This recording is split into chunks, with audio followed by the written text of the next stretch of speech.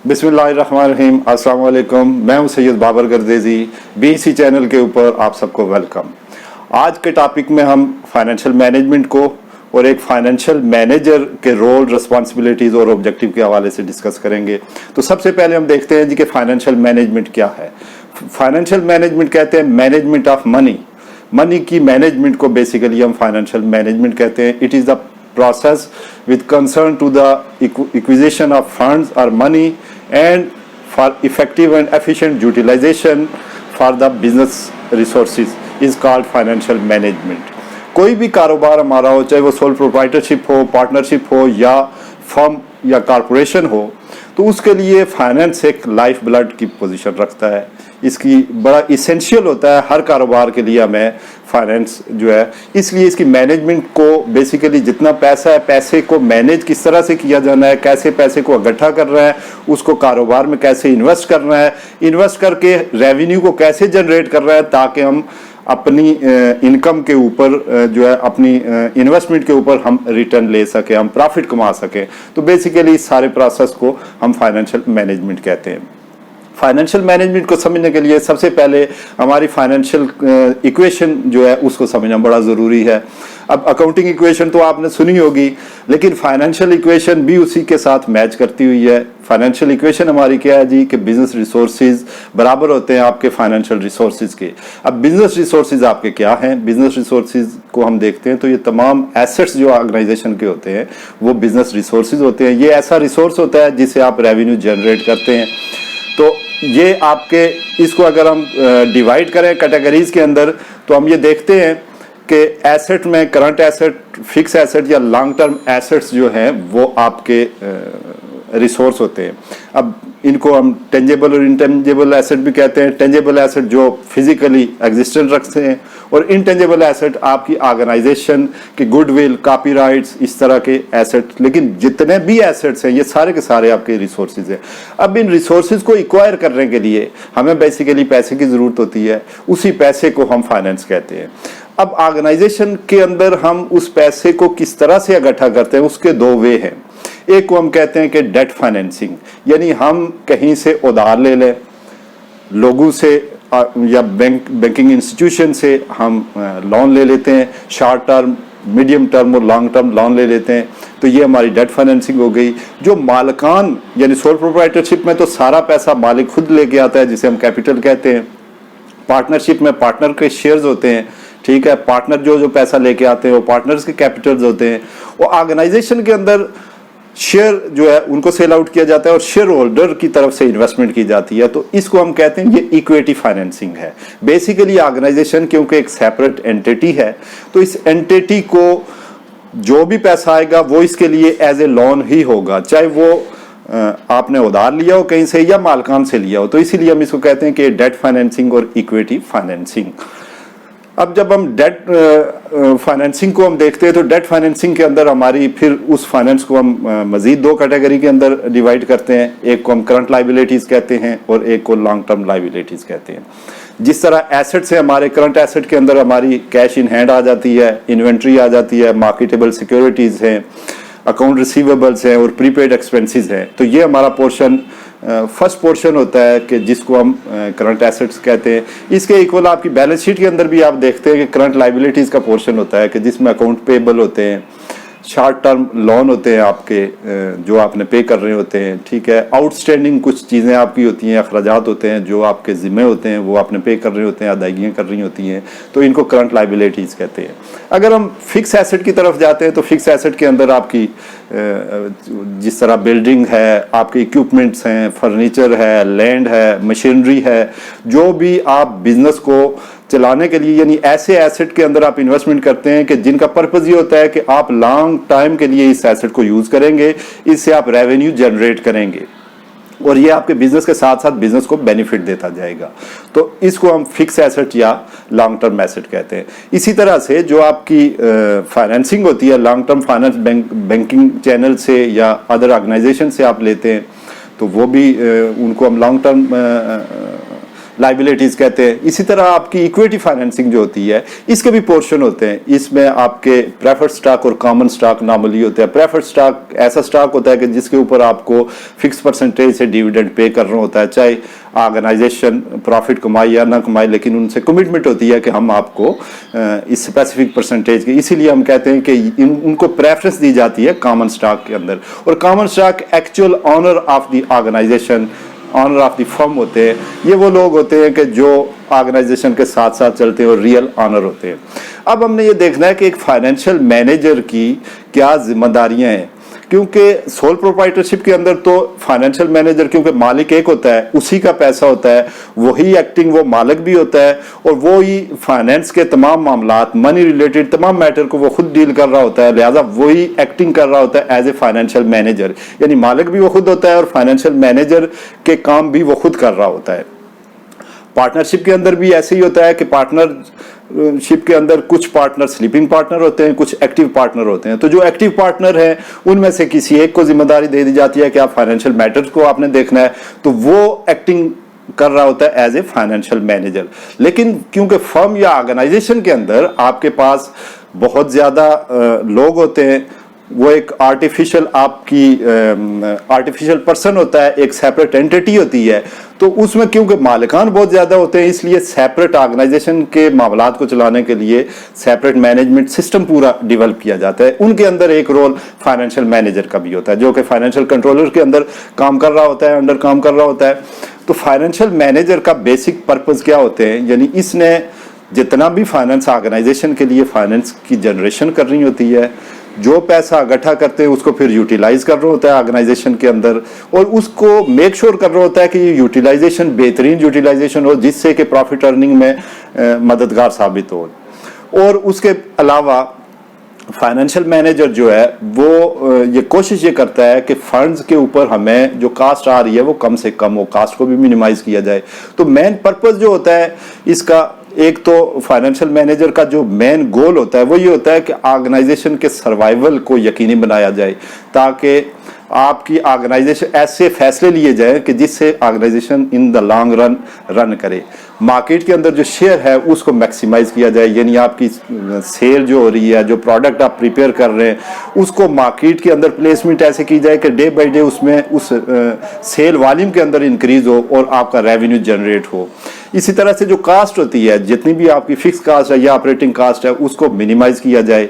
ऐसे investment decision लिए जाए कि जिनके अंदर ऑर्गेनाइजेशन को in the long run benefit हो। तो एक फाइनेंशियल मैनेजर मेनली 4 तरह के डिसीजन लेता है।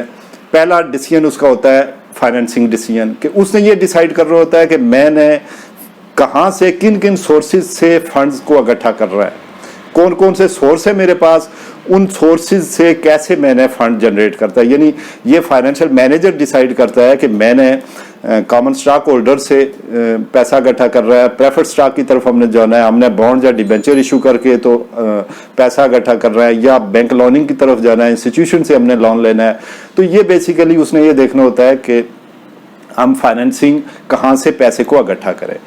तो ये सबसे बेसिक इसका फंक्शन होता है, मेन रोल होता है फाइनेंशियल मैनेजर का, कि उसने डिसाइड कर रहा होता है अबाउट फाइनेंसिंग, फाइनेंशियल डिसीजन कर रहे होते हैं। और जब ये डिसाइड ये कर रहा होता है कि हमने किधर से फाइनेंस इकट्ठा करना है, तो साथ क्योंकि जहाँ से भी हम पैसा ले रहे हैं तो उस पैसे के ऊपर हम कुछ पे कर रहे होते हैं, जिसको हम कास्ट ऑफ कैपिटल कहते हैं।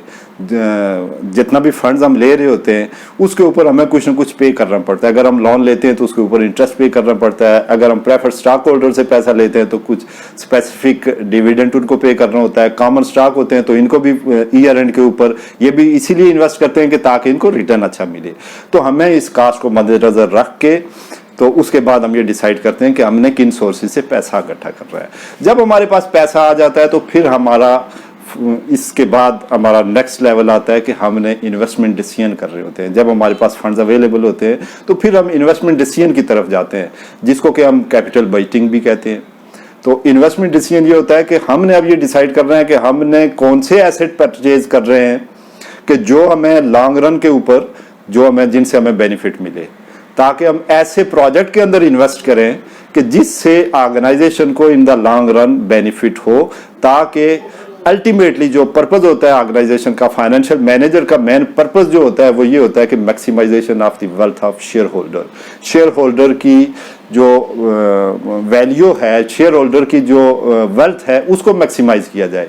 इसको आप इस तरह से भी आसान अल्फाज में आप ये कह सकते हैं कि शेयर होल्डर ने जो शेयर खरीदे होते हैं उनकी जब करंट वैल्यू मार्केट में इंक्रीज कर जाती है तो हम कहते हैं जी कि उनका जो वेल्थ है वो इंक्रीज कर गई है। तो फाइनेंशियल मैनेजर का बेसिक पर्पस ये भी होता है कि वो जो शेयर होल्डर की वेल्थ है उसको मैक्सिमाइज करे। प्रॉफिट मैक्सिमाइजेशन भी अल्टीमेट एक पर्पस होता है, लेकिन जब आप पूरा फोकस प्रॉफिट मैक्सिमाइजेशन के ऊपर रखेंगे तो मे बी आपको इन द लॉन्ग रन आप डिस्टर्ब हों। तो इसलिए वो कहते हैं कि प्रॉफिट मैक्सिमाइजेशन डिफरेंट पैटर्न होता है और शेयर होल्डर की जो वेल्थ है उसकी मैक्सिमाइजेशन बेसिक पर्पस होता है एक फाइनेंशियल मैनेजर का। तो जब हम इन्वेस्टमेंट डिसीजन की तरफ जाते हैं तो हम वो तमाम टेक्निक्स अपनाते हैं जिनको हम कैपिटल बजटिंग टेक्निक्स के अंदर जो हमारी टेक्निक्स मौजूद हैं कि जिससे हम इवेल्युएट करते हैं किसी भी प्रोजेक्ट में कि जब हम इसमें इन्वेस्ट करेंगे तो इससे रिटर्न कैसे आएगा, कैश फ्लोज की क्या पोजीशन होगी, कितने अरसे के बाद हमारा पे बैक पीरियड क्या होगा, उसमें नेट प्रेजेंट वैल्यू क्या होगी, इंटरनल रेट ऑफ रिटर्न क्या है। तो ये इंशाल्लाह हम जब कैपिटल बजटिंग पे जाएंगे तो इन डिटेल इसके ऊपर भी डिस्कस करेंगे। तो ये दूसरा उसका फंक्शन हो गया।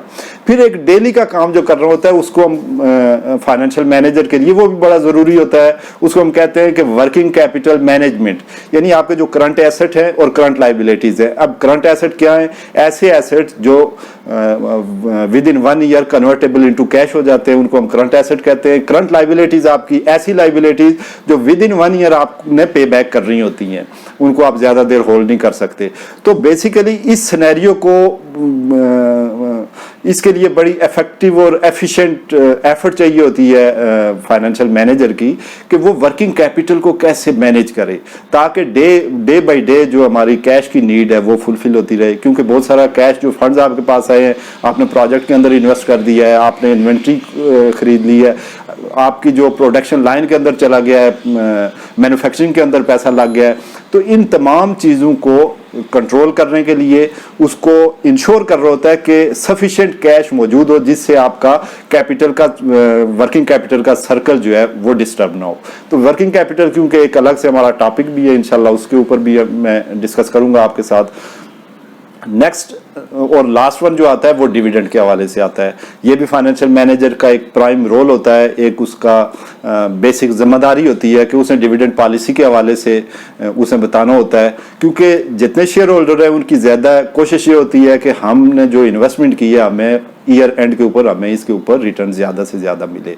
अब बीइंग अ फाइनेंशियल मैनेजर आपने ये देखना है कि अगर इस साल हमें प्रॉफिट हुआ है तो हमने वो सारे का सारा प्रॉफिट अगर डिस्ट्रीब्यूट कर दिया तो नेक्स्ट ईयर अगर खुदा न खास्ता हमें फंड्स की ज़रूरत पड़ती है तो हम क्या करेंगे। लिहाजा जितना भी प्रॉफिट होता है वो सारे को डिस्ट्रीब्यूट ना कीजिए, उसको डिस्ट्रीब्यूट नहीं किया जाता, उसमें से कुछ पोर्शन को हम रिटेन कर लेते हैं जिसे रिटेन अर्निंग कहते हैं।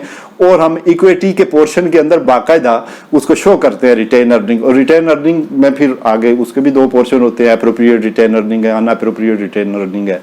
तो इसलिए हमने ये देखना होता है कि डिविडेंड पॉलिसी कैसी होनी चाहिए। एक स्टेबल डिविडेंड पॉलिसी और कंटिन्यूस डिविडेंड पॉलिसी जो है वो ऑर्गेनाइजेशन के लिए बड़ी ज़रूरी होती है कि जिसमें आप एक प्रॉपर एक तरीके से आप चलते जाएं ताकि किसी साल अगर आपको बैड सिचुएशन को फेस करना पड़े तो आपके पास फंड्स अवेलेबल हों ताकि आप अपने शेयर होल्डर में भी कुछ ना कुछ डिस्ट्रीब्यूट कर सकें, प्रेफर्ड स्टॉक होल्डर को भी कुछ दे सकें।